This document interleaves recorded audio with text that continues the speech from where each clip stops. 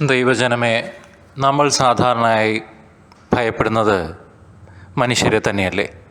എന്നാൽ ഹൃദയ രഹസ്യങ്ങൾ അറിയുന്ന ദൈവത്തിൻ്റെ മുൻപിലാണ് നമ്മൾ നിൽക്കുന്നതെന്ന ബോധ്യം പലപ്പോഴും നമ്മൾ തിരിച്ചറിയാറില്ല.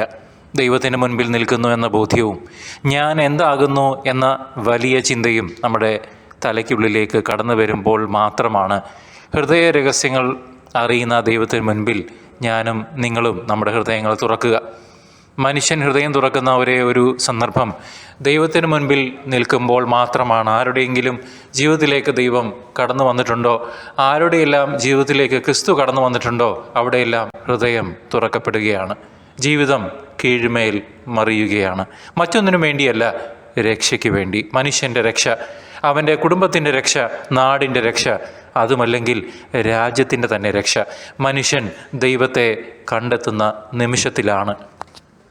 നാം നേടിയതിനേക്കാൾ, സമ്പാദിച്ചതിനേക്കാൾ ദൈവത്തിൻ്റെ ദാനമല്ലേ സഹോദരങ്ങളെ നാം സ്വീകരിക്കേണ്ടത്? നമ്മെ അറിയുന്ന, നമ്മെ കേൾക്കുന്ന, മനസ്സിലാക്കുന്ന നമ്മുടെ അപ്പൻ്റെ മുൻപിലായിരുന്നുകൊണ്ട് നമുക്ക് ജീവിക്കാം. മനുഷ്യനെ ഭയപ്പെടുന്നതിനേക്കാളും ഉപരി ദൈവം നമ്മെ കേൾക്കുന്നവനാണ്, മനസ്സിലാക്കുന്നവനാണ് എന്ന ബോധ്യമാണ് നമുക്ക് ഓരോരുത്തർക്കും ഉണ്ടാവേണ്ടത്. ഈ ബോധ്യമാണ് നമ്മെ രക്ഷയിലേക്ക് നയിക്കുക. ഈ ലോകത്തിൽ എത്ര നാൾ ജീവിച്ചു എന്നുള്ളതല്ല, മറിച്ച് ദൈവം രക്ഷയ്ക്കായി നൽകിയ അവസരത്തെ നാം എത്രമാത്രം ഉപയോഗിച്ചു എന്നതാണ് നമ്മൾ ചിന്തിച്ച് മനസ്സിലാക്കി പ്രവൃത്തി പദത്തിൽ കൊണ്ടുവരേണ്ടത്. ഹൃദയ രഹസ്യങ്ങൾ അറിയുന്ന ദൈവത്തിൻ്റെ സന്നിധിയിലാണ് സഹോദരങ്ങളെ നാം ഓരോ നിമിഷവും നിൽക്കുക.